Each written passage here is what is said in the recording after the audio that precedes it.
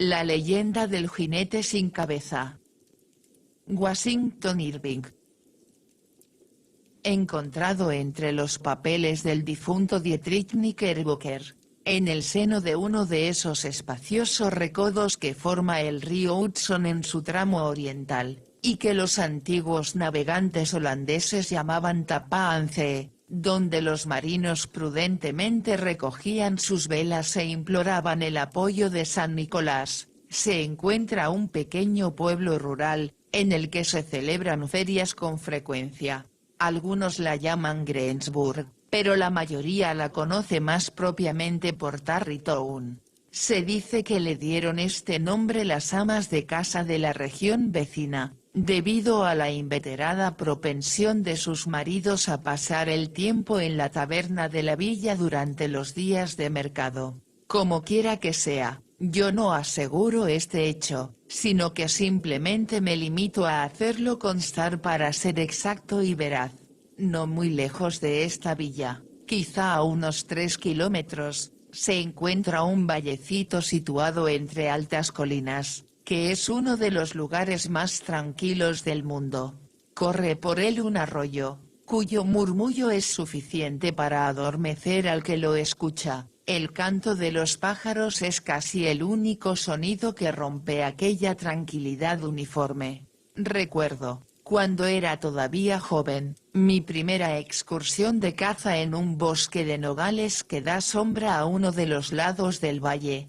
Había iniciado la caminata al mediodía, cuando todo está tranquilo, tanto que me asustaban los disparos de mi propia escopeta que interrumpían la tranquilidad del sábado y que el eco reproducía. Si quisiera encontrar un refugio a donde dirigirme para huir del mundo y de sus distracciones, y pasar en ensoñaciones el resto de una agitada vida, no conozco lugar más indicado que este pequeño valle, debido a la particular tranquilidad del lugar y al carácter de sus habitantes, que son descendientes de los originarios colonos holandeses. Esta aislada región ha sido llamada Sleepy Hollow. En las regiones vecinas se llama a los campesinos de esta región los muchachos de Sleepy Hollow. Una influencia letárgica y ensoñadora parece invadir hasta la misma atmósfera. Algunos dicen que un doctor alemán embrujó el lugar, en los primeros días de la colonia. Otros afirman que un viejo jefe indio, brujo de su tribu, celebraba aquí sus peculiares ceremonias, antes de que estas tierras fueran descubiertas por Hendrik Hudson. Lo cierto es que el lugar continúa todavía bajo la influencia de alguna fuerza mágica, que domina las mentes de todos los habitantes, obligándolos a caminar como en una continua ensoñación. Creen en toda clase de cosas maravillosas, están sujetos a trances y visiones, frecuentemente observan hechos extraños y oyen melodías y voces en el aire. En toda la región abundan las leyendas locales, los lugares encantados y las supersticiones. Las estrellas fugaces y los meteoros aparecen con más frecuencia aquí que en ninguna otra parte del país, y los monstruos parecen haber elegido este lugar como escenario favorito de sus juegos. Sin embargo, el espíritu dominante que se aparece en estas regiones encantadas, y que parece ser el comandante en jefe de todos los poderes del aire, es un jinete sin cabeza. Se dice que es el fantasma de un soldado de las tropas del Gran Duque de Hesse al que una bala de cañón le arrancó la cabeza, en una batalla sin nombre. Durante una revolución, los campesinos lo ven siempre corriendo por las noches, como si viajara en las alas del viento. Sus excursiones no se limitan al valle, sino que a veces se extienden por los caminos adyacentes, especialmente hasta cerca de una iglesia cercana. Algunos de los más fidedignos historiadores de estas regiones, que han coleccionado y examinado cuidadosamente las versiones acerca de este espectro, afirman que el cuerpo del soldado fue enterrado en la iglesia, que su espíritu vuelve a caballo al escenario de la batalla en busca de su cabeza y que la fantástica velocidad con que atraviesa el valle se debe a que ha perdido mucho tiempo y tiene que apresurarse para entrar en el cementerio antes de la aurora. Esta es la opinión general acerca de esta superstición legendaria que ha suministrado material para más de una extraña historia en aquella región de sombras. En todos los hogares de la región se conoce este espectro con el nombre de jinete sin cabeza de Sleepy Hollow.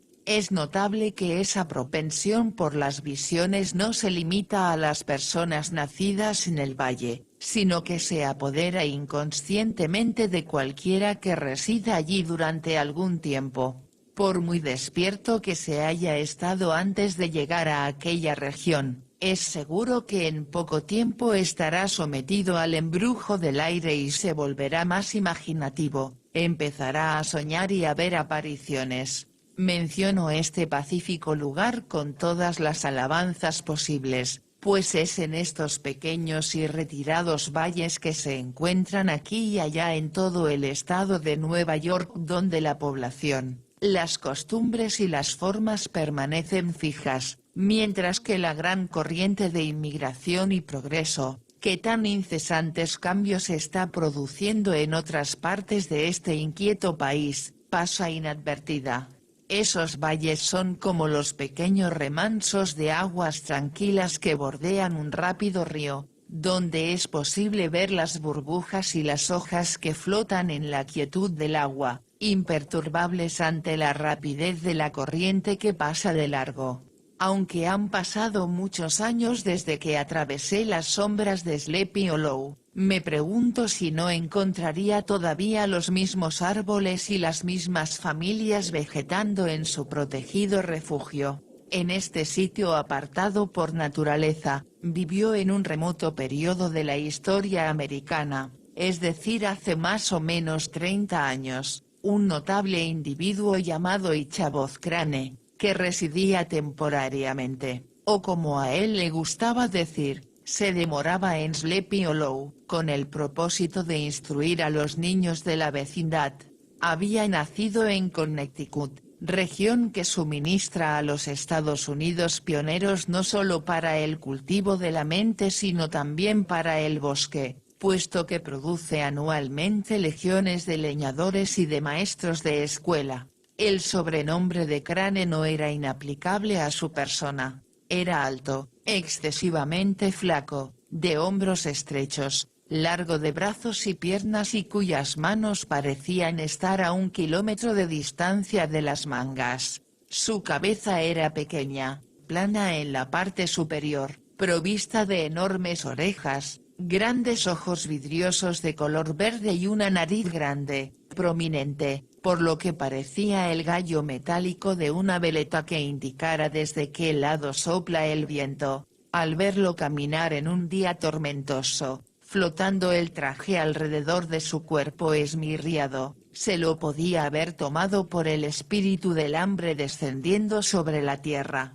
o por algún espantapájaros escapado de un maizal. Su escuela era un edificio bajo, construido rústicamente con troncos, que se componía de un solo cuarto. Algunas de las ventanas tenían vidrios, otras estaban cubiertas con hojas de viejos cuadernos borradores. En las horas en que el maestro no se encontraba en la escuela, se mantenía cerrada mediante una varilla de mimbre enroscada en el picaporte de la puerta y palos que trababan los postigos de las ventanas, de forma tal que, si un ladrón lograba entrar, encontraría complicado salir. El edificio de la escuela estaba situado en un paraje bastante solitario pero agradable, al pie de una colina boscosa. Un pequeño arroyo corría cerca de ella y en uno de sus extremos crecía un gran abedul. El murmullo de las voces de los alumnos recitando sus lecciones, parecía, en un soñoliento día de verano, algo así como el rum rum de una colmena, interrumpido de cuando en cuando por la voz autoritaria del maestro en tono de amenaza o de orden, o quizá por el sonido de la vara, que hacía marchar por el florido sendero del conocimiento a alguno de sus discípulos. Cierto es que era un hombre concienzudo que siempre tenía en mente aquella máxima de oro: guarda la vara y malcriarás al niño. Ciertamente los alumnos de Crane no se malcriaban. Sin embargo, no quisiera que el lector se imaginara que Crane era uno de esos crueles directores de escuela que se complacen en el suplicio de sus alumnos. Por el contrario, administraba justicia con discreción, más que con severidad, evitando cargar los hombros de los débiles y echándola sobre los de los fuertes. Perdonaba a los flojos muchachos que temblaban al menor movimiento de la vara, pero las exigencias de la justicia se satisfacían suministrando una doble porción a algún chiquillo holandés obstinado, que se indignaba y se endurecía bajo el castigo. Crane decía que esto era cumplir con su deber para con los padres, y nunca infligió una pena sin tener la seguridad, consoladora para sus alumnos, de que el niño lo recordaría y se lo agradecería durante toda la vida. Cuando terminaban las clases, Crane era, incluso, el compañero de juegos de los muchachos mayores, y en algunas tardes acompañaba a sus casas a los más pequeños que se distinguían por tener hermanas bonitas o por ser sus madres reputadas cocineras. Le convenía estar en buenas relaciones con sus alumnos. El salario que obtenía de la escuela era escaso, tanto que difícilmente hubiera bastado para proporcionarle el pan de cada día, pues tenía gran apetito y, aunque flaco, tenía la capacidad de expansión de una boa. Para ayudarlo a mantenerse, de acuerdo con la costumbre de aquellas regiones, los padres de sus alumnos le proporcionaban casa y comida. Vivía una semana en casa de cada uno de ellos, recorriendo así toda la vecindad, llevando sus efectos personales atados en un pañuelo de algodón, para que esta carga no fuera muy onerosa para los bolsillos de sus rústicos patrones, que se inclinaban a considerar a la escuela como una carga gravosa y que tenían a los maestros por simples zánganos. Crane se valía de diferentes procedimientos a fin de hacerse útil y agradable. En algunas ocasiones ayudaba a los granjeros en los trabajos menos difíciles, formar las parvas, llevar los caballos al abrevadero, arrear las vacas a las tierras de pastoreo y cortar leña para el hogar.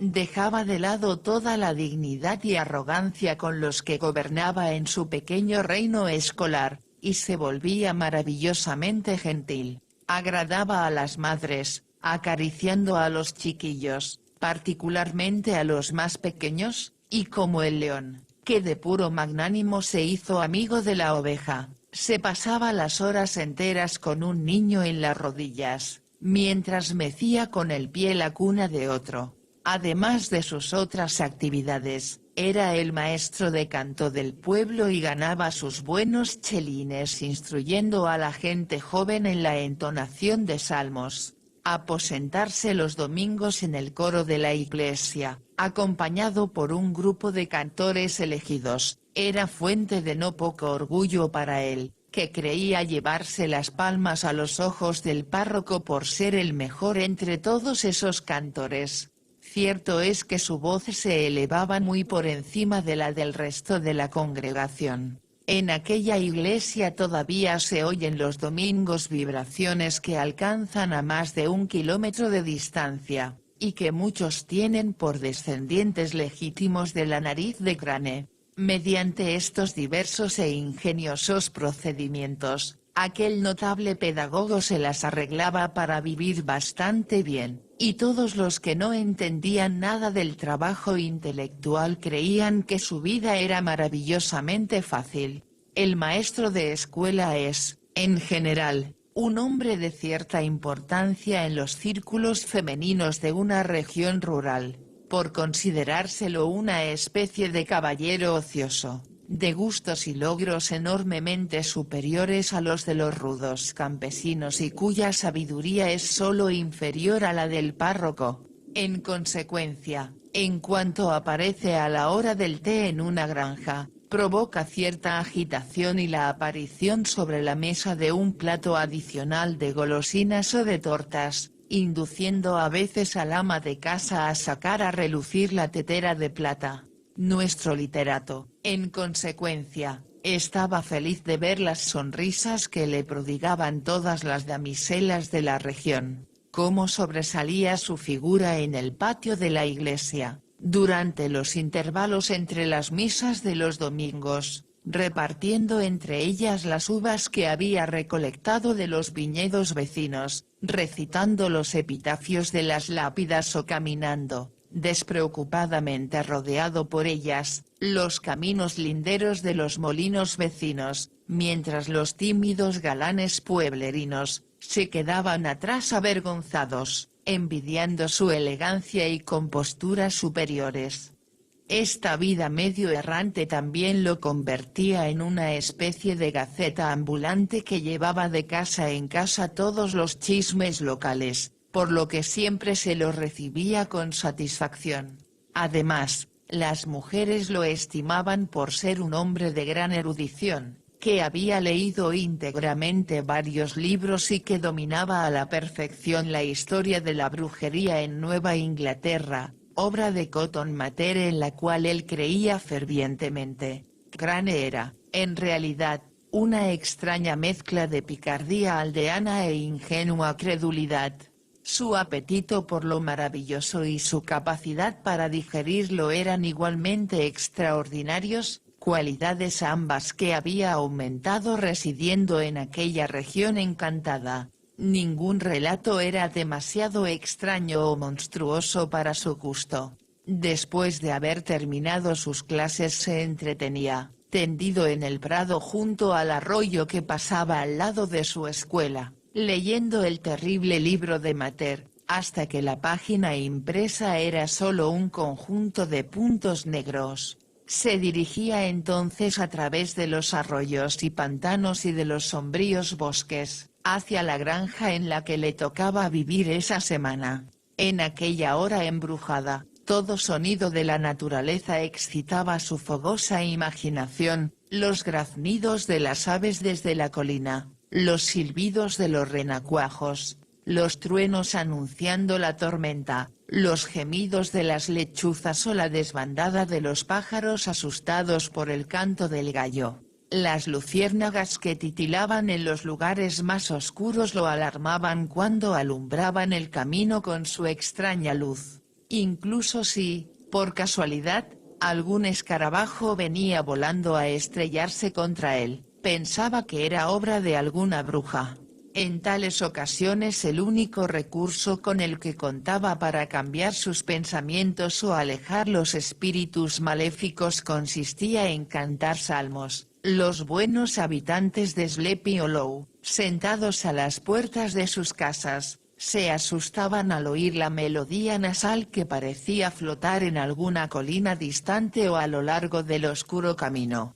Otra de sus diversiones terroríficas consistía en pasar las largas noches de invierno con las viejas holandesas, mientras ellas hilaban, junto al fuego en el que se asaban en fila las manzanas. Escuchaba entonces sus tenebrosos relatos acerca de aparecidos, de espíritus y duendes, de casas embrujadas, de arroyos, puentes y campos fantasmales, y en particular del jinete sin cabeza, o el soldado de ese, como se lo llamaba a veces.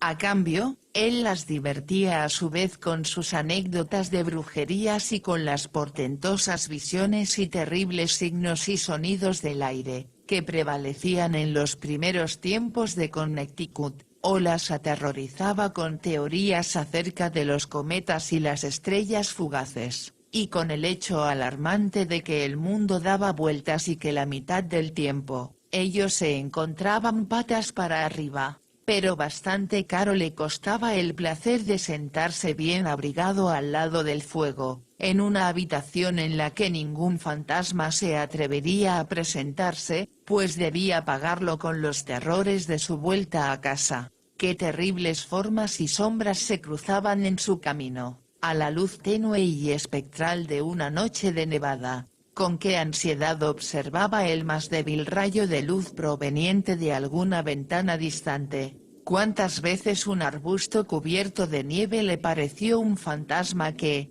vestido con una sábana, se cruzaba en su camino. Cuántas veces tembló de espanto al oír el ruido que hacían sus propias pisadas sobre la tierra helada. Temía darse vuelta, no fuera a encontrarse con algún horrible monstruo. Cuántas veces se sentía próximo a desmayarse al confundir el ruido de alguna ráfaga de viento entre las ramas de los árboles, con el jinete sin cabeza. Todo esto, sin embargo, no era más que el terror de la noche, fantasmas de la mente que se deslizan en la oscuridad. Y aunque había visto muchos espectros en su vida y más de una vez se había sentido poseído por el mismo Satanás en diferentes formas durante sus paseos nocturnos, todo terminaba con la llegada del día.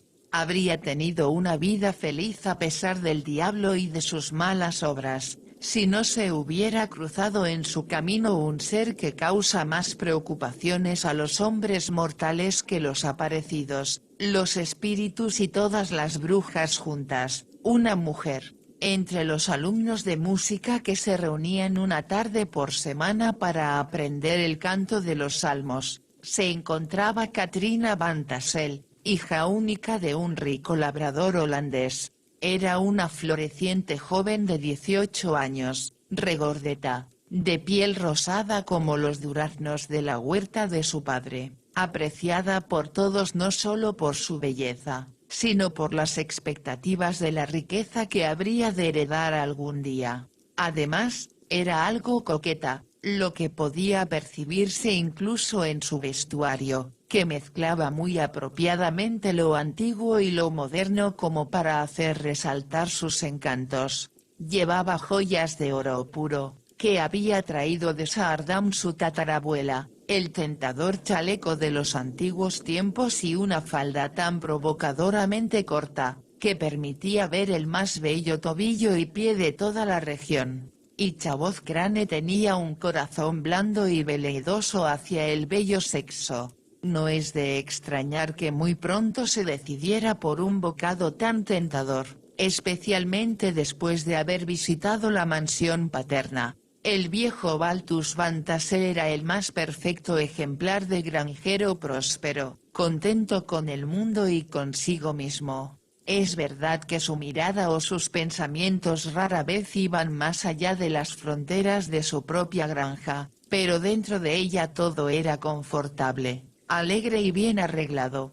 Estaba satisfecho, pero no orgulloso, de su riqueza y se vanagloriaba más de su generosa abundancia que del estilo en el que vivía. Su granja estaba situada a orillas del río Hudson, en uno de esos rincones verdes, protegidos y fértiles en los cuales gustan tanto de hacer sus nidos los granjeros holandeses. Daba sombra a la casa un árbol de gran tamaño, al pie del cual brotaba una fuente del agua más clara y fresca, la que luego de formar un estanque, se deslizaba entre los pastos hasta un arroyito cercano. Cerca de la vivienda se encontraba un gran galpón, que podría haber servido de capilla, y que parecía estallar de tan repleto que estaba con los tesoros que producía la tierra. Allí se oía de la mañana a la noche, el ruido de los instrumentos de labranza, cantaban sin interrupción los pájaros, filas de palomas se entregaban al disfrute de tomar sol en el tejado, algunas de ellas miraban con un ojo hacia arriba como vigilando el clima. Otras escondían la cabeza entre las alas o entre las plumas de la pechuga, y otras se cortejaban, emitiendo los gritos propios de su raza e hinchando el pecho. Los cerdos, bien alimentados y con sus pieles brillosas, gruñían reposadamente, sin moverse, en la tranquilidad y abundancia de sus chiqueros, de donde salían, de cuando en cuando, piaras de lechones, para tomar un poco de aire fresco. Un numeroso escuadrón de blancos gansos nadaba en un estanque adyacente, arrastrando detrás de sí su numerosa prole. Los pavos recorrían en procesión la granja. Ante la puerta del depósito hacía guardia el valiente gallo, ese modelo de esposo, de soldado y de caballero, batiendo sus relucientes alas y cacareando todo su orgullo y la alegría de su corazón. Algunas veces se dedicaba a escarbar la tierra, llamando entonces generosamente a su siempre hambrienta familia para que compartiera el riquísimo bocado que acababa de descubrir. Al maestro se le hacía agua a la boca al observar este promisorio lugar. Su mente, continuamente torturada por el hambre, lo hacía imaginarse a cada lechón que caminaba sabrosamente adobado en un plato y con una manzana en la boca. Las palomas se las representaba servidas en una tarta sobre una capa de verdura, los gansos nadaban en su propia grasa, y los patos en parejas, como marido y mujer, flotando en salsa de cebolla.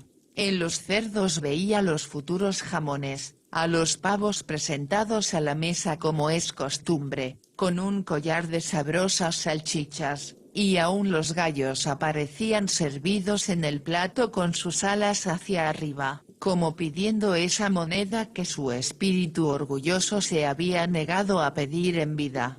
Mientras la imaginación de Ichabod se deleitaba con todas estas cosas, sus ojos verdes recorrían los ricos pastos, las abundantes plantaciones de trigo, centeno y maíz y la huerta llena de árboles frutales que rodeaba la casa de Van Tassel.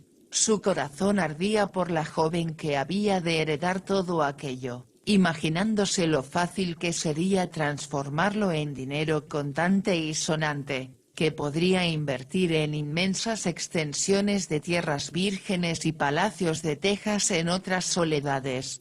Su fantasía lo llevaba tan lejos que lo daba todo por hecho, y ya se veía con la bella Katrina y una tropa de chiquillos, en una carreta, cargada con toda clase de utensilios domésticos, las pavas y las cacerolas colgando a los costados, y él galopando tranquilo al lado, montando una yegua a la que seguía un potrillo, rumbo a Kentucky, Tennessee, o Dios sabe a dónde.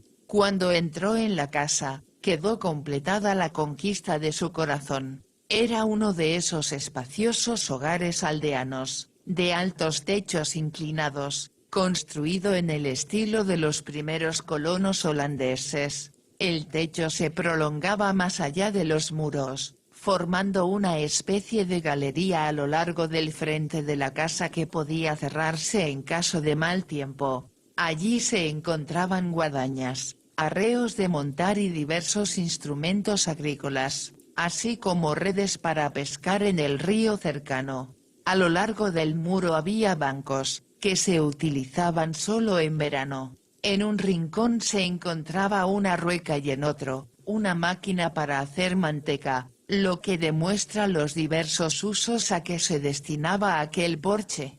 De aquí el maravillado Crane pasó al salón que formaba el centro de la casa y que era el lugar donde pasaban la mayor parte del tiempo. En un armario de cristales relucían hileras de fina porcelana. En un rincón había un fardo de lana, listo para hilar, en otro, el lino esperaba lo mismo. Guirnaldas de manzanas y duraznos secos mezcladas con pimientos colgaban de los muros. Una puerta abierta le permitió observar la sala de las visitas, donde las sillas y los muebles de caoba brillaban como espejos, decoraban la habitación naranjas de yeso y motivos marinos, huevos de diferentes colores formaban otras guirnaldas. En el centro del cuarto colgaba un gran huevo de avestruz y un mueble esquinero, abierto a propósito, mostraba enormes tesoros de plata vieja y rica porcelana. Desde el mismo momento en que Ichabod posó sus ojos sobre estas comarcas de deleite, terminó la paz de su espíritu y el único objeto de su estudio fue cómo ganar el afecto de la hija única de Van Tassel. En esta empresa encontró dificultades mayores que las de los caballeros andantes de los tiempos legendarios. quienes solo tenían que vérselas con gigantes, brujos, fieros dragones y otros adversarios fáciles de vencer, y que solo debían abrirse paso a través de puertas de hierro y bronce y muros de diamante para llegar hasta la parte interior del castillo, donde estaba confinada la dama de sus pensamientos. Todo esto aquellos guerreros lo hacían tan fácilmente como partir un pan dulce de Navidad, luego de lo cual la dama les concedía su mano, como si fuera la cosa más natural del mundo. En cambio, Ichabod tenía que encontrar su camino hasta el corazón de una coqueta campesina, que poseía un verdadero laberinto de caprichos y ocurrencias y que cada día presentaba nuevas dificultades e impedimentos. Además tenía que habérselas con numerosos y formidables adversarios, seres de carne y hueso, rústicos admiradores que guardaban celosamente todas las puertas que conducían a su corazón, vigilándose mutuamente, prontos para hacer causa común contra algún nuevo competidor. Entre estos, el más formidable era un muchacho corpulento y ruidoso, llamado Abraham, o de acuerdo con la abreviatura holandesa, Bron van Brunt, el héroe de la vecindad en la que llevaba a cabo sus hazañas de fortaleza y resistencia. Era de anchos hombros y llevaba cortos sus ondulados cabellos negros. Su rostro reflejaba una expresión burlona, pero no desagradable, mezcla de diversión y arrogancia. Debido a su cuerpo hercúleo y a sus fuertes brazos lo llamaban Bron Bones, nombre por el cual era generalmente conocido. Tenía fama de tener grandes conocimientos y habilidades como jinete y de dominar su caballo como un tártaro. Ganaba todas las carreras y riñas de gallos, y con el ascendiente que presta la fortaleza física en la vida rural, era el juez indiscutido de todos los conflictos. Entonces echaba su sombrero hacia un lado y daba su opinión con un aire que no admitía broma o réplica. Siempre estaba dispuesto para peleas o para fiestas, pero todas sus acciones tenían más de traviesas que de malvadas. A pesar de su rudeza, poseía en el fondo un carácter bromista. Tenía 3 o 4 compañeros, amigos suyos, que lo tomaban como modelo y a la cabeza de los cuales recorría la región, presentándose en todo lugar donde se prometiera diversión o riña. En tiempo frío se lo distinguía por su gorro de piel, rematado en una orgullosa cola de zorro, cuando la gente, reunida por cualquier motivo, distinguía a la distancia esta bien conocida cresta cabalgando en medio de su escuadra de jinetes. Se preparaban para una tormenta. Algunas veces se oía a su pandilla a medianoche, pasando a caballo a lo largo de las granjas, gritando y aullando como una tropa de cosacos del Don. Las mujeres de edad, arrancadas al sueño por aquel barullo, escuchaban el desordenado ruido hasta que se perdía en la lejanía, y exclamaban entonces: «Ah, ahí van Bron Bones y su banda». Los vecinos lo consideraban con una mezcla de terror, admiración y buena voluntad, y en cuanto ocurría alguna pelea u otro desorden en la vecindad, sacudían la cabeza y culpaban a Bron Bones por lo que fuese. Este personaje teatral eligió a Katrina como objeto de sus galanterías, y aunque sus escarceos amorosos tenían la suavidad y gentileza de las caricias de un oso, se decía que ella no lo había despreciado completamente.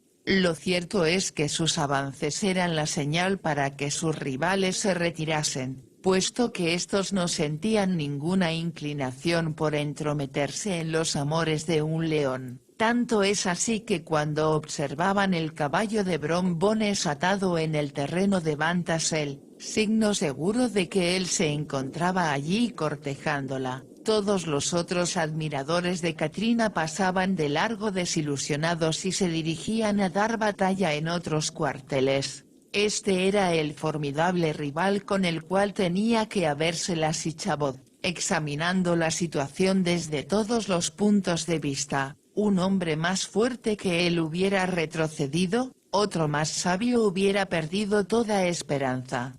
Afortunadamente, su naturaleza era una extraña mezcla de flexibilidad y perseverancia en forma y espíritu. Aunque se doblaba, nunca se rompía, aunque se inclinaba ante la más leve presión. En cuanto ésta desaparecía, se erguía otra vez, levantando su cabeza tan altiva como antes.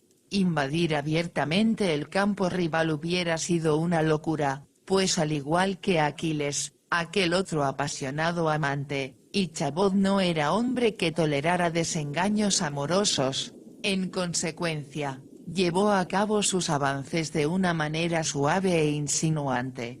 Pretextando sus clases de canto, visitó con frecuencia la granja, sin tener nada que temer de la engorrosa intervención de los padres, que tan a menudo se convierte en un obstáculo en el camino de los amantes. Balt van Tassel era un alma indulgente, amaba a su hija más que a su pipa, y como hombre razonable y padre excelente, la dejaba hacer lo que quisiera. Su notable mujer estaba demasiado ocupada con la casa y el cuidado del gallinero, pues, como ella misma observaba muy sabiamente, los patos y los gansos son tontos y hay que vigilarlos, mientras que las muchachas pueden cuidarse a sí mismas. Mientras esta diligente mujer daba vueltas por la casa o trabajaba en la rueca, el honesto Balt fumaba su pipa, observando los movimientos del pequeño guerrero de madera que, con una espada en cada mano,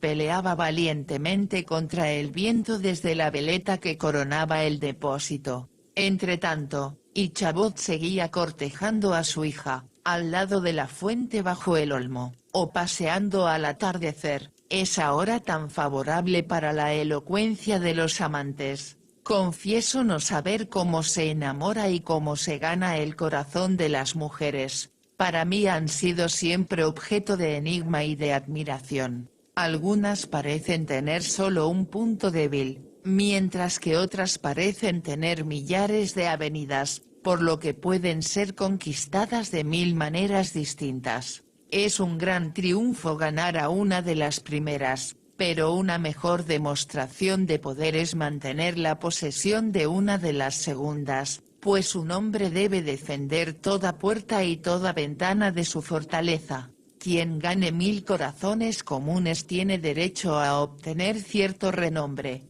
pero quien mantiene el dominio indiscutible sobre el corazón de una coqueta es un héroe. No ocurrió así con el temible Brom Bones. Su interés declinó visiblemente en cuanto Ichabod hizo sus primeros avances. En las noches de los domingos, ya no se observaba a su caballo atado en las tierras de Van Valten, y un odio mortal fue gradualmente instalándose entre él y el preceptor de Sleepy Hollow. Brom, que a su manera era rudo y pendenciero, hubiera preferido llevar las cosas hasta la guerra abierta, planteado sus pretensiones a la dama y arreglado aquel asunto como los caballeros errantes de antaño, por un simple combate entre los dos. Pero Ichabod era demasiado consciente de la superioridad de su adversario para aceptar ese procedimiento. Había oído una amenaza de Bones, según la cual iba a doblar al maestro en dos y lo iba a meter en el cajón de algún armario de la escuela, y era demasiado precavido como para darle la oportunidad de cumplir con su amenaza. Había algo en extremo provocador en este sistema aparentemente pacífico. No le quedaba a Brom otro recurso más que proceder con la rusticidad de su naturaleza y hacer a su rival objeto de toda clase de bromas. Ichabod se convirtió en la víctima de la caprichosa persecución de Bones y sus amigos. Estos invadieron sus hasta entonces pacíficos dominios y disolvieron una clase de canto, tapando desde afuera la chimenea. A pesar de sus formidables cerrojos y precauciones, entraron una noche en su escuela y pusieron todo patas para arriba, por lo cual, a la mañana siguiente, el pobre maestro empezó a creer que todas las brujas de los alrededores se habían reunido allí, pero lo que era aún más molesto, Bron no desperdiciaba oportunidad de ponerlo en ridículo delante de la elegida de su corazón. Trajo un perro, verdadero campeón de los sinvergüenzas entre los de su raza, al que había enseñado a aullar de la manera más afrentosa, y lo presentó como rival de Ichabod en la enseñanza de los salmos. Así siguieron las cosas por un tiempo, sin producirse ningún choque material entre ambas potencias beligerantes. En una bella tarde de otoño, Ichabod, bastante pensativo, estaba sentado en su trono, una silla alta en el estrado, desde cuyas alturas vigilaba todos los negocios de su pequeño imperio literario. Tenía en la mano una férula, símbolo de su poder dictatorial. La vara con la que se administraba justicia reposaba detrás del trono, desde donde era una amenazadora advertencia para los pecadores. Sobre la mesa se veían numerosos artículos de contrabando y armas prohibidas, secuestradas a los chicos, manzanas a medio morder, hondas, trompos, jaulas para moscas, y toda una colección de gallos de pelea, bellamente cortados en papel. Aparentemente, hacía poco que se había administrado algún terrible acto de justicia, pues todos los escolares parecían estar sumergidos en sus libros, o susurraban secretos entre ellos sin perder de vista al maestro. El zumbido sordo que reinaba en el aula, como el de una colmena de abejas, fue interrumpido súbitamente por la aparición de un negro, vestido con pantalones y chaqueta de lino, y con su cabeza coronada con los restos de un sombrero redondo, como el casco de Mercurio. Montaba un potro harapiento, salvaje y medio roto, al que manejaba con una soga que hacía las veces de rienda. Llegó a la puerta de la escuela con una invitación a Ichabod para asistir a una fiesta que se celebraría aquella noche en casa de Miner Van Tassel. Después de haber entregado su mensaje con ese aire de importancia y esfuerzo en el lenguaje que los negros son proclives a usar en esa clase de tareas triviales, cruzó el arroyo y se lo vio dirigirse hacia el extremo del valle, henchido de la importancia y urgencia de su misión. Todo era ahora prisa y tumulto en el aula. Crane instó a los alumnos a que se apurasen con sus lecciones, sin detenerse en tonterías. Los más rápidos se saltearon la mitad con impunidad, los remisos recibieron, de cuando en cuando, unos golpes en la espalda, para que se apresuraran o pudiesen terminar de leer una palabra larga. Se dejaron a un lado los libros, sin guardarlos en los cayons, se volcaron los tinteros, los bancos quedaron patas para arriba, y el alumnado quedó en libertad una hora antes del tiempo usual.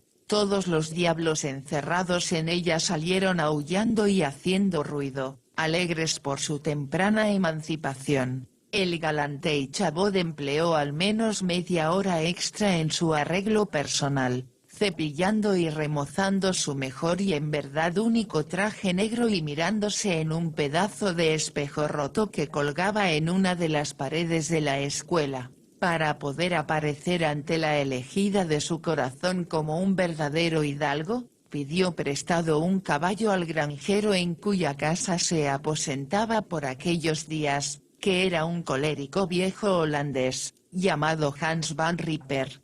Así, gallardamente montado, salió como un caballero errante en busca de aventuras. Conforme al verdadero espíritu de una historia romántica, debo describir algunos detalles de mi héroe y su cabalgadura. El animal que montaba era un caballo de arar, medio deshecho, que había sobrevivido a todo, excepto a sus propios vicios. Estaba flaco y exhausto, con el cuello curvado hacia abajo y la cabeza como martillo. El pelaje de su crin y de su cola estaba enredado y formaba toda clase de nudos. Uno de sus ojos había perdido la pupila, por lo que parecía incolodo y espectral, pero el otro brillaba como el de un verdadero demonio. A juzgar por el nombre de Pólvora, debía haber tenido fuego y brío en su juventud. Había sido el caballo de silla favorito de su amo, el colérico Van Ripper, que era un jinete furioso y que muy probablemente había infundido en el animal algo de su propio espíritu, porque aún viejo y deslucido como se veía ese potro, acechaba en él algo diabólico, mucho más que en cualquier otro animal de aquella comarca, y Chabot era una figura digna de tal corcel. Montaba con estribos cortos, lo que levantaba sus rodillas, sacaba los codos hacia afuera como un saltamontes, llevaba el látigo perpendicularmente, como un cetro. Cuando el caballo se movía, el movimiento de sus brazos recordaba las alas de un ave. Un mechón de pelo le caía sobre la cima de su nariz, pues así se podía llamar a su estrecha frente. Los faldones de su levita flotaban al aire, compitiendo con la cola del caballo. Tal era el aspecto que ofrecían jinete y cabalgadura. Cuando salieron de los campos de Van Ripper, juntos formaban una extraña figura, pocas veces vista a la luz del día. Era, como ya lo he hecho notar, una bella tarde de otoño. El cielo estaba claro y sereno y la naturaleza llevaba aquel ropaje rico y áureo que siempre asociamos con la idea de la abundancia. El bosque se había teñido de un color amarillo y pardo, algunos árboles menos resistentes, a los que ya habían herido los crudos fríos, mostraban una intensa coloración, anaranjada, púrpura y escarlata.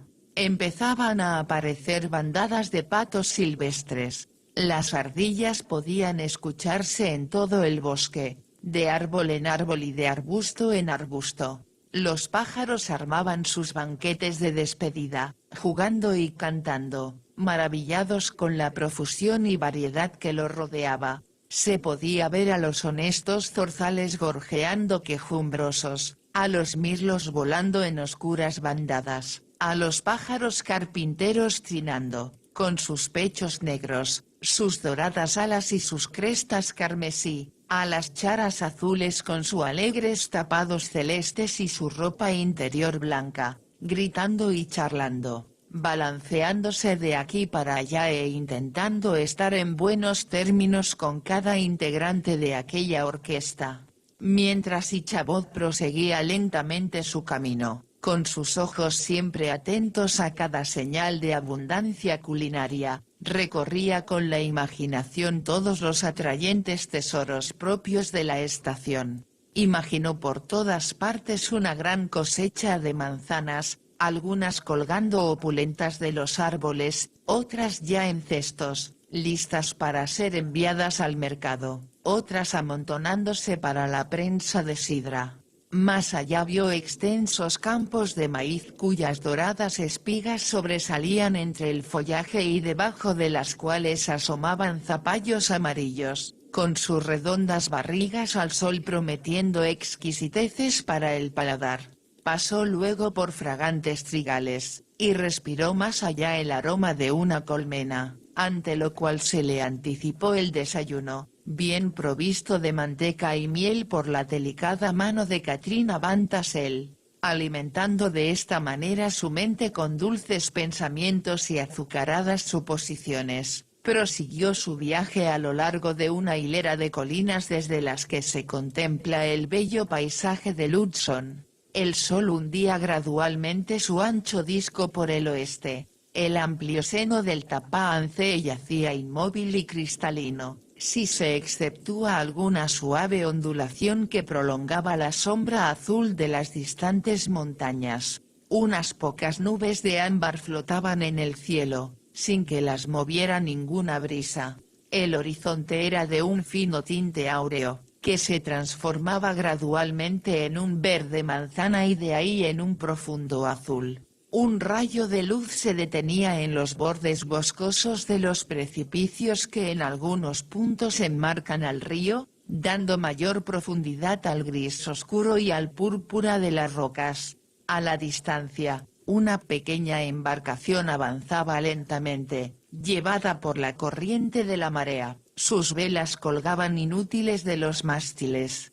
La imagen del cielo sobre las tranquilas aguas inducía a creer que la embarcación estaba suspendida en el aire. Ichabod llegó al castillo de Erbantasel, a la caída de la tarde. Estaba ya lleno de la florinata de las regiones adyacentes. Los viejos granjeros, una raza parca de rostros ajados por el sol, vestían levitas y pantalones tejidos a mano, medias azules y grandes zapatos. Sus mujeres llevaban cofias, jubones cortos, faldas que ellas mismas habían confeccionado, y bolsillos multicolores por fuera. Jóvenes regordetas vestían de una manera tan anticuada como sus madres, excepto por algún sombrero de paja, una cinta o un vestido blanco, signos de influencia urbana. Los muchachos usaban levitas, con hileras de brillantes botones de bronce, y los cabellos atados en la nuca, siguiendo la moda de entonces. Bron Bones era el héroe de la fiesta, a la que había llegado en su caballo favorito, atrevido, una criatura que, como él, estaba llena de malas artes y de brío, y que nadie sino él podía manejar.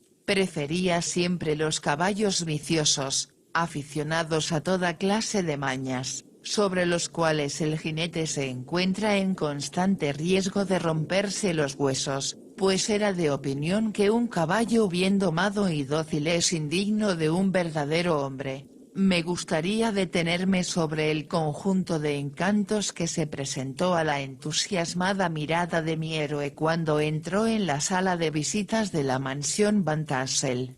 No los de aquel ramillete de muchachas bien desarrolladas, con su lujoso despliegue de blanco y rojo, sino los de una verdadera mesa de té holandesa en los tiempos suntuosos del otoño. Era un despliegue de tortas, masitas y pasteles, los unos encima de los otros, de variadísimas y casi indescriptibles clases, solo conocidas por las experimentadas cocineras holandesas. Allí se encontraban todos los miembros de la amplia familia de la repostería. Había tortas de manzana, de durazno y de zapallo, además de rodajas de jamón y de carne de ternera ahumada. No faltaban tampoco los deliciosos platos de ciruelas, peras y otras frutas en compota, ni el pescado cocido y los pollos asados, sin contar los cuencos de leche y de crema, todo entreverado lo uno con lo otro, casi en el mismo orden que lo he enumerado, y presidido por la maternal tetera que arrojaba nubes de vapor. Quisiera tomar aliento y tiempo para detallar este banquete como se merece, pero estoy demasiado ansioso por proseguir con mi historia. Por fortuna, Ichabod Crane no tenía tanta prisa como su cronista, por lo que hizo los más cumplidos honores a cada uno de los platos. Ichabod era una criatura amable y agradecida, cuyo corazón se dilataba en proporción a la cantidad de alimento ingerido, y cuyo humor se mejoraba al comer, exactamente como les ocurre a otros hombres cuando beben. No podía menos de entusiasmarse con la posibilidad de que algún día fuera dueño y señor de este lujo y esplendor casi inimaginable. Pensó entonces que poco tiempo tardaría en despedirse de la vieja escuela, castañeteando los dedos en señal de adiós en la misma cara de Hans van Ripper y de cualquier otro de sus otros tacaños protectores, así como en echar a puntapiés a cualquier profesor ambulante que se atreviera a llamarlo colega. El viejo Balthus Van Tassel se movía entre sus huéspedes con una cara dilatada por la satisfacción y el buen humor, redonda y alegre como la luna llena. Sus gestos de hospitalidad como anfitrión eran breves pero expresivos, limitándose a estrechar la mano, dar una palmada en los hombros, reírse fuerte e insistir en que los invitados se acercaran a la mesa y se sirvieran ellos mismos. En aquel momento se oyó en el salón grande el sonido de la música que invitaba al baile. El músico era un hombre negro de cabellos grises, que había sido la orquesta ambulante de los alrededores durante más de medio siglo. Su instrumento era tan viejo y estaba tan golpeado como él mismo. La mayor parte del tiempo se limitaba a rascar 2 o 3 cuerdas, acompañando cada movimiento del arco con otro de la cabeza, inclinándose casi hasta el suelo y golpeando con el pie cuando una nueva pareja iba a empezar a bailar. Y Chabot se enorgullecía tanto de su habilidad en el baile como de su arte para cantar. Ni un hueso, ni un músculo de su cuerpo quedaban inactivos al danzar, y quien viese cómo movía su esqueleto podía imaginarse que el mismísimo Sambito, bendito patrón de los bailarines, bailaba delante de uno. Era la admiración de los negros de toda edad y condición que, proviniendo de la granja y de sus alrededores, formaban pirámides de brillantes caras oscuras en las puertas y ventanas, mirando asombrados la escena mientras sus blancos ojos rodaban siguiendo el baile y las hileras de marfil de sus dientes se extendían de oreja a oreja. ¿Qué otro estado de ánimo había de tener aquel flagelador de niños, sino de alegría y animación? La dueña de sus pensamientos bailaba con él y sonreía graciosamente a todos sus galanteos, mientras que Bron Bones, afligido por el amor y los celos, rumiaba sus pensamientos en un rincón. Cuando terminó el baile, y Chabot se acercó al grupo de los más sabios, que junto con Van Tassel, fumaban en el porche, charlando sobre tiempos pasados y contando largas historias sobre la guerra. Esta región, en la época de la que estoy hablando, era uno de esos lugares favorecidos por la historia, con abundancia de crónicas y de grandes hombres. Las líneas británicas y norteamericanas habían pasado muy cerca de ella durante la guerra, por lo que había sido escenario de saqueos y se había infectado con refugiados, cowboys y toda clase de jinetes fronterizos. Había transcurrido el tiempo necesario para que cada narrador de historias pudiera aderezarlas con un poco de fantasía y, amparado por la neblina del recuerdo, convertirse incluso en el héroe del relato. Estaba, por ejemplo, la historia de Dogwe Martling, un enorme barbazul holandés que estuvo a punto de tomar una fragata británica con un viejo cañón de 4 kilos, colocado detrás de un parapeto bajo de barro, pero el cañón estalló al 6.º disparo. También se encontraba allí un viejo caballero, cuyo nombre no daremos por ser demasiado rico para que lo mencionemos a la ligera, quien en la batalla de White Plains, siendo un excelente maestro de esgrima, paró una bala de mosquete con un espadín, la oyó silbar contra la hoja y pasó por la empuñadura, en prueba de lo cual estaba dispuesto a mostrar aquella arma blanca, cuya taza estaba ligeramente encorvada. Hablaron otros notables más, que se habían distinguido por igual en el campo de batalla, cada uno de los cuales consideraba un mérito personal que la guerra hubiera terminado felizmente. Pero todo esto no era nada en comparación con los relatos de espíritus y aparecidos que se contaron después. La región es muy rica en tesoros legendarios de esta clase. Los cuentos locales y las supersticiones florecen mejor en estos lugares apartados, lejos del ruido del mundo, en los que viven poblaciones hace largo tiempo asentadas. Pero ese mismo folclore desaparece bajo las pisadas de la población de nuestras ciudades. Además, en la mayoría de nuestros pueblos no se alienta de ningún modo la actividad de los espíritus, pues apenas han tenido tiempo de echar un buen sueño y darse vuelta en sus tumbas cuando sus amigos sobrevivientes se alejan de la región, de forma que cuando aquellos se dedican a rondar de noche, no les queda ningún amigo a quien visitar. Tal vez esta sea la razón por la cual tan rara vez oímos hablar de aparecidos, excepto en las colonias holandesas establecidas hace mucho tiempo. Sin embargo, la causa inmediata del predominio de las historias sobrenaturales en estas regiones se debía a la vecindad de Sleepy Hollow. El mismo aire que provenía de aquella región encantada producía el contagio, pues inspiraba una atmósfera de sueños y fantasías que impregnaba a toda la zona. Varios de los vecinos de Sleepy Hollow estaban presentes en la fiesta de Bantaseli, como era su costumbre, empezaron a contar sus leyendas. Hubo macabros relatos sobre cortejos fúnebres, con gritos plañideros y luctuosos llantos, cosas todas vistas y oídas alrededor del árbol donde fue tomado prisionero el desdichado mayor André, y que aún estaba en pie. Alguien mencionó a la mujer de blanco que aparecía en el valle oscuro de Raven Rock, y que hacía oír sus lamentaciones en las noches de invierno antes de una tormenta, por haber perecido allí en la nieve.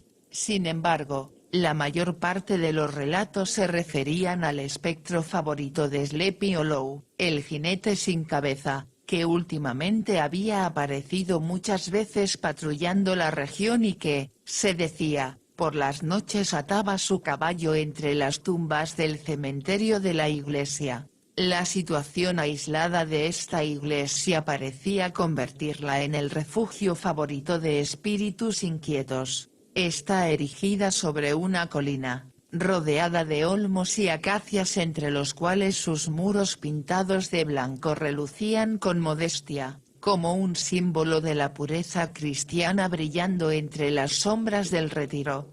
Una ladera desciende suavemente hacia un plateado lago rodeado de árboles, entre los cuales se distinguen a lo lejos las montañas que bordean el Hudson. Cuando se observa el cementerio adyacente, invadido por los yuyos, y donde los rayos del sol parecen dormirse, uno se siente inclinado a creer que por lo menos allí los muertos pueden descansar en paz.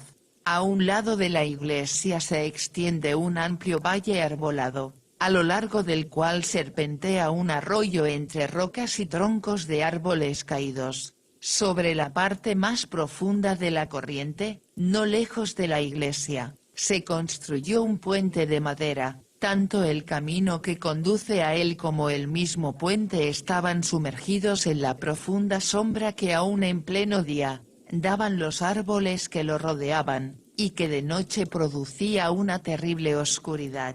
Este era uno de los refugios favoritos del jinete sin cabeza y el lugar donde se lo encontraba más frecuentemente. Se contó la historia del viejo Brower, y de cómo encontró al jinete al volver de una excursión a Sleepy Hollow, cómo tuvo que seguirlo, cómo galoparon a través de los bosques y de las praderas, de las colinas y de los pantanos, hasta que llegaron al puente, donde el jinete se convirtió repentinamente en un esqueleto, que arrojó al viejo Brower al arroyo y desapareció por encima de las copas de los árboles con el ruido de un trueno.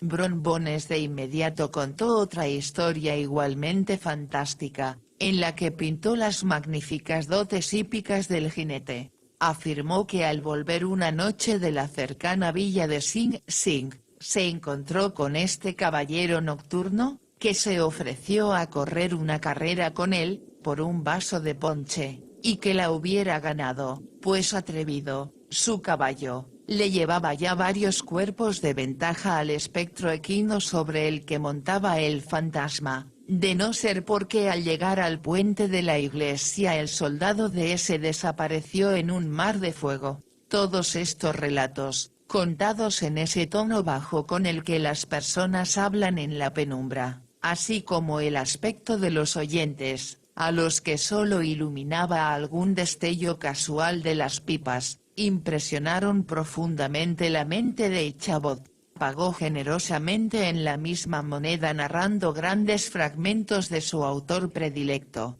Cotton Mather, agregando varios hechos fantásticos ocurridos en su estado natal, Connecticut, y las terribles visiones que había observado durante sus paseos nocturnos por Sleepy Hollow. Los invitados empezaban a retirarse. Los viejos granjeros acomodaban a sus familias en las carretas y durante algún tiempo se los oía recorrer los caminos y las distintas colinas. Algunas de las damas más jóvenes montaban sobre almohadones detrás de sus festejantes favoritos, y sus alegres carcajadas, mezcladas con el golpear de herraduras, se oían a lo largo de los bosques silenciosos, percibiéndose cada vez más débilmente hasta que eran inaudibles. Finalmente, aquel escenario de ruidosa alegría quedó también silencioso y desierto. Solo Ichabod retardaba todavía su partida, buscando, de acuerdo con la costumbre, tener una conversación a solas con la heredera, convencido como estaba de que se encontraba ahora en el camino del éxito. No puedo decir qué pasó en esta conversación, puesto que no lo sé. Sin embargo, temo que algo debió de haber salido mal, pues se fue casi enseguida con aire desolado y alicaído. Oh, estas mujeres, ¿había estado jugando con él aquella joven? ¿Eran las insinuaciones hechas al pobre maestro simplemente un truco para asegurarse la conquista de su rival? Solo el cielo lo sabe, no yo. Baste decir que Ichabod abandonó la casa sin que nadie lo notara, con cara de aquel que ha saqueado un gallinero, y no el corazón de una bella mujer, sin mirar a derecha ni izquierda, ni fijarse en la riqueza que lo rodeaba, a la cual había echado tantas miradas envidiosas. Se dirigió al establo y a patadas y severos golpes despertó a su caballo, que dormía profundamente, soñando tal vez con montañas de maíz y avena y valles enteros de trébol. En esta hora embrujada de la noche, Ichabod, alicaído y con el corazón lacerado, emprendió el viaje hacia su casa, a lo largo de las colinas que se levantan más arriba de Tarrytown y que había atravesado aquella tarde con tanto entusiasmo. La hora era tan descorazonadora como su estado de ánimo. Muy lejos de él, allá abajo, el Tappahannock extendía sus oscuras y profundas aguas, en las cuales de vez en cuando asomaba una embarcación de altos mástiles, anclada en la costa. En el silencio completo de la noche, Ichabod podía oír los ladridos de un perro, al otro lado del Hudson, pero el sonido era tan vago y débil que solo daba una idea de la distancia a que se encontraba este fiel compañero del hombre. De cuando en cuando, el kikiriki de un gallo, que se había despertado por casualidad, resonaba a lo lejos, muy lejos, en alguna granja entre las colinas, pero era como los ruidos imprecisos que se oyen en sueños. Ningún signo de vida aparecía cerca de él, excepto por el ocasional canto de un pájaro o el croar de una rana en algún pantano cercano, quejándose como si durmiera incómodamente y se diera vuelta en la cama. Todas las historias de aparecidos y de espíritus que había oído aquella tarde se agolpaban ahora en su memoria. La noche se hacía más y más oscura. Las estrellas parecían hundirse más profundamente en el cielo, y a veces las nubes las ocultaban a su vista. Nunca se había sentido tan solo y acobardado. Además, se acercaba al mismísimo lugar en el cual habían ocurrido tantas escenas de aparecidos. En el centro del camino se levantaba un árbol enorme que se destacaba como un gigante entre los otros árboles, y que era una especie de punto de referencia. Sus ramas eran retorcidas y fantásticas, lo suficientemente grandes como para formar el tronco de un árbol corriente, y se inclinaban hacia la tierra, para elevarse nuevamente en el aire.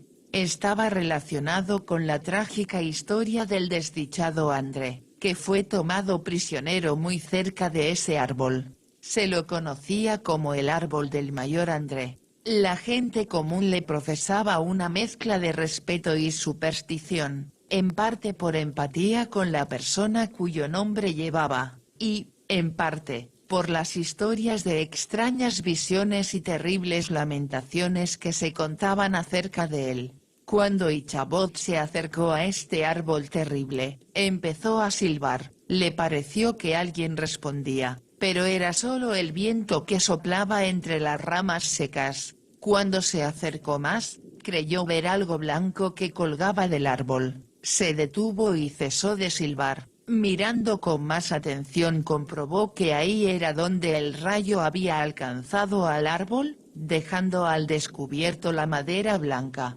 De repente oyó un gemido, le castañetearon los dientes y sus rodillas chocaron violentamente contra la montura. Era apenas el ruido de una rama grande frotándose con otra a causa de la brisa. Pasó el árbol sin riesgo, pero nuevos peligros lo esperaban. Cerca de 200 metros más allá, cruzaba el camino un arroyo que desembocaba en una cañada espesamente boscosa, conocida como el pantano de Wiley. Unos pocos troncos, colocados los unos al lado de los otros, servían de puente sobre esta corriente de agua. Donde el río penetraba en el bosque, un grupo de robles y castaños crecía tan densamente que arrojaba una oscuridad cavernosa sobre él. Cruzar este puente era la prueba más severa. En este mismo lugar fue apresado el infortunado André y bajo aquellos mismos árboles se habían ocultado quienes lo sorprendieron. Desde entonces, se lo consideraba un arroyo embrujado, y cualquier hombre que tuviera que pasar por allí sin compañía y en medio de la oscuridad, sentiría miedo. Cuando se aproximó al arroyo, su corazón empezó a latir violentamente, a pesar de lo cual reunió todo su valor.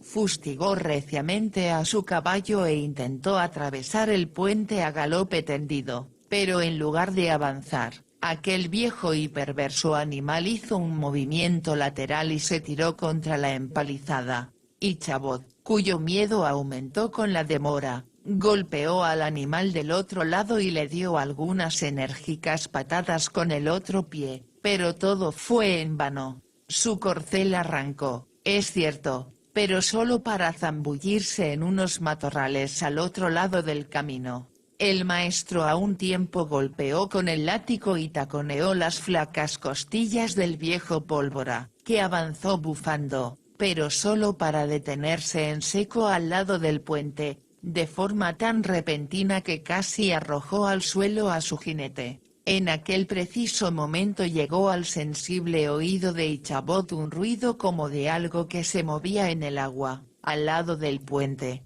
Entre las oscuras sombras del bosque, al borde del arroyo, observó algo grande, alto y negro. No se movía, pero parecía acechar en la penumbra como un monstruo gigantesco, pronto a echarse sobre el viajero. Al pobre maestro se le pusieron los pelos de punta. ¿Qué debía hacer? Era demasiado tarde para dar la vuelta y huir, y además, ¿qué posibilidad había de escapar de un fantasma, si es que era tal cosa, que podría cabalgar en las alas del viento? Haciendo acopio de todo su valor, preguntó con voz temblorosa, ¿quién es usted? Nadie le respondió. Repitió su pregunta con voz aún más alterada, tampoco recibió ninguna respuesta. Aporreó en los costados al viejo Pólvora y, cerrando los ojos, empezó a cantar un salmo con involuntario fervor. Justo en ese momento, la cosa terrorífica se colocó de un salto en el medio del camino. Aunque la noche era oscura, podía distinguirse algo de la forma del desconocido. Parecía ser un gigantesco jinete, montado en un caballo negro de no menores dimensiones. No se presentó ni saludó, sino que se mantuvo solitario al costado del camino, trotando al lado de Pólvora, que había dejado atrás ya su miedo y sus mañas. Ichabod, que no tenía mucha confianza en aquel extraño compañero nocturno y que se acordaba de la aventura de Brom Bones con el jinete sin cabeza, espoleó a su caballo, con la esperanza de dejarlo atrás, pero el extraño también apuró el ritmo, por lo que se encontró a la par. Ichabod aminoró la marcha hasta ir al paso, pensando en quedarse atrás, pero el otro hizo lo mismo. El corazón se le quería salir por la boca, intentó proseguir cantando el salmo que había empezado, pero su lengua reseca estaba pegada al paladar y no pudo pronunciar una palabra. Había algo en el opresivo y terco silencio de aquel pertinaz compañero que era misterioso y enloquecedor. Pronto quedó explicado.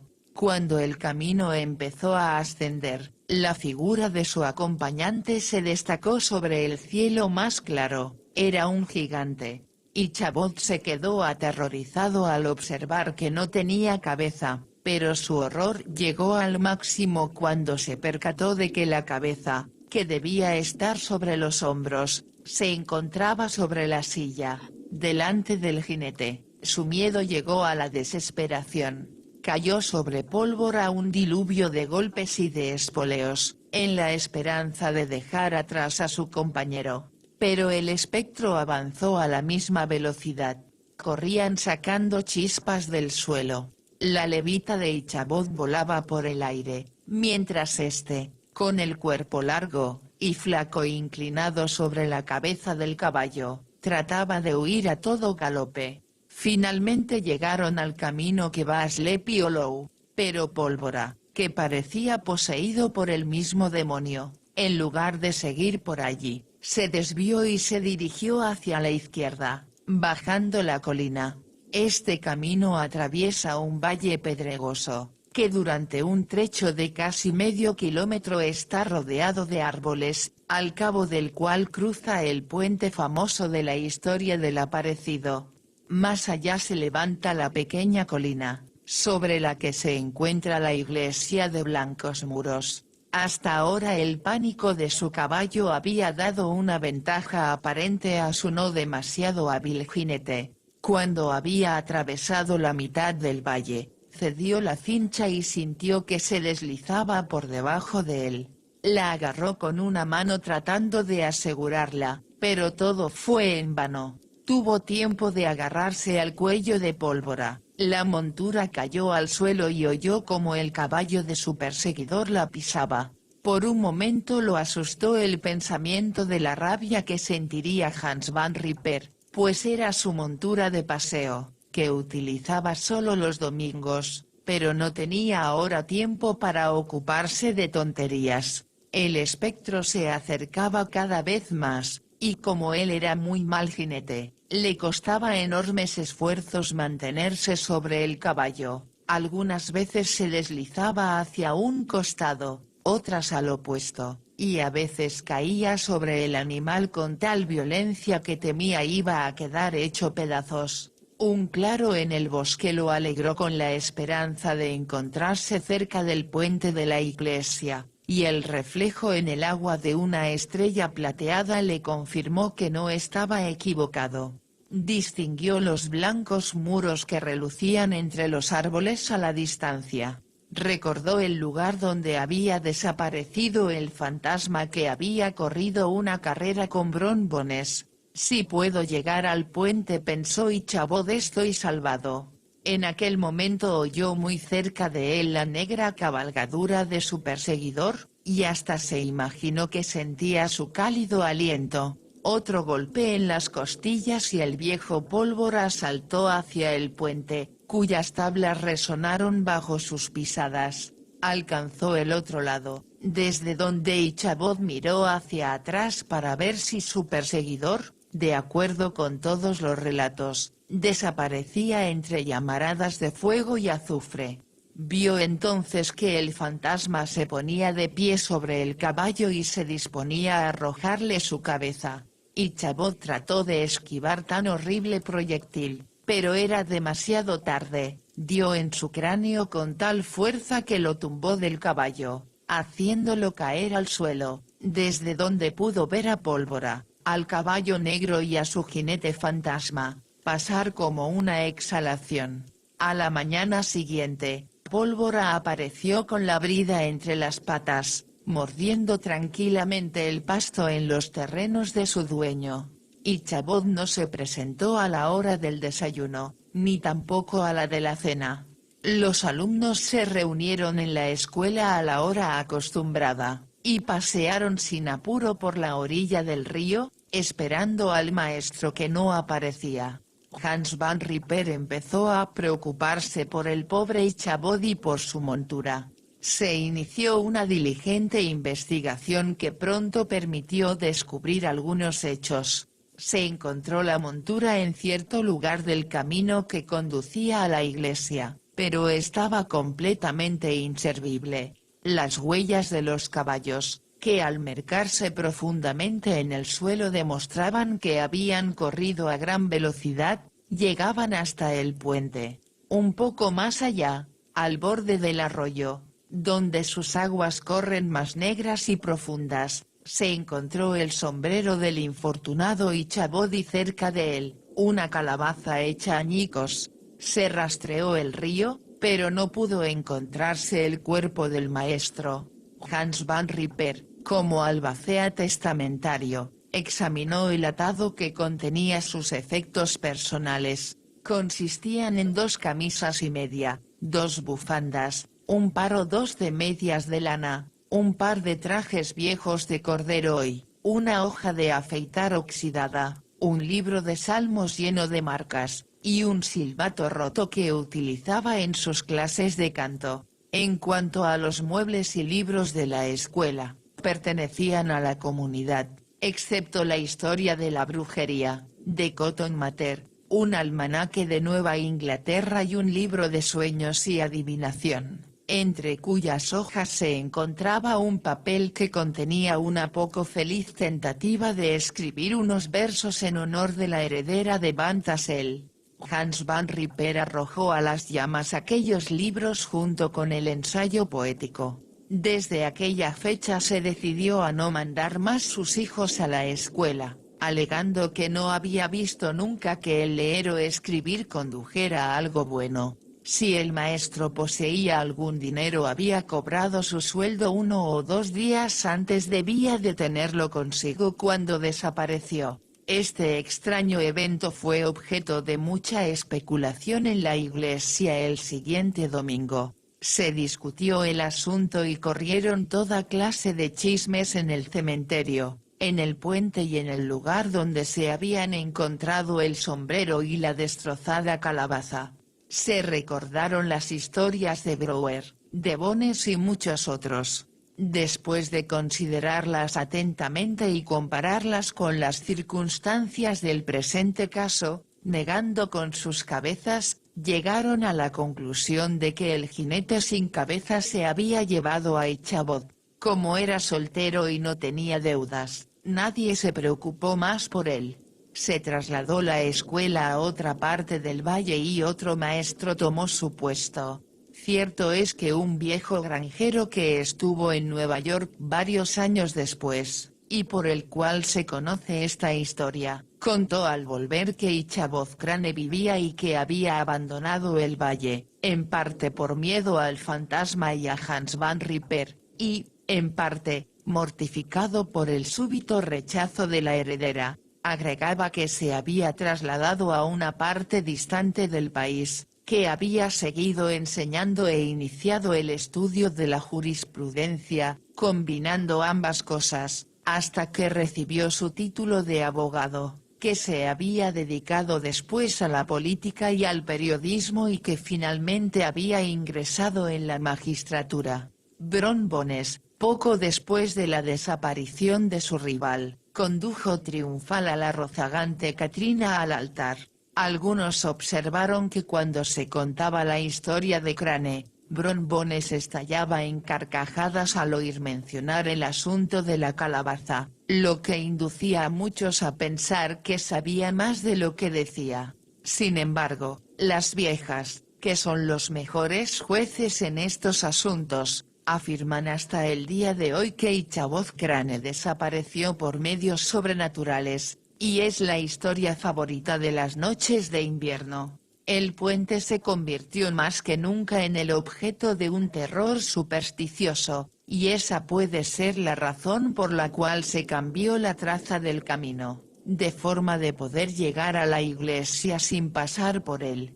La escuela fue abandonada y pronto empezó a decaer. Se murmuraba que aparecía por allí el espíritu del infortunado maestro, y más de un campesino camino a casa en una tranquila noche de verano, Creía oír su voz a la distancia entonando un melancólico salmo, en la tranquila soledad de Sleepy Hollow.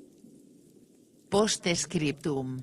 Encontrado entre los manuscritos del Sr. Knickerbocker. He reproducido el cuento que antecede casi exactamente como me lo contaron en una reunión del municipio de la noble ciudad de Manatoes, a la cual se presentaron muchos de sus más sabios e ilustres habitantes. El que lo contó era un hombre agradable, de traje raído, ya entrado en años, de aspecto señorial, y cuyo rostro tenía una expresión a la vez burlona y triste. Sospecho que era pobre, pues hacía muchos esfuerzos por parecer agradable. Cuando terminó su cuento, todos rieron con aprobación, distinguiéndose por sus sonoras carcajadas 2 o 3 concejales, que habían estado dormidos la mayor parte del tiempo.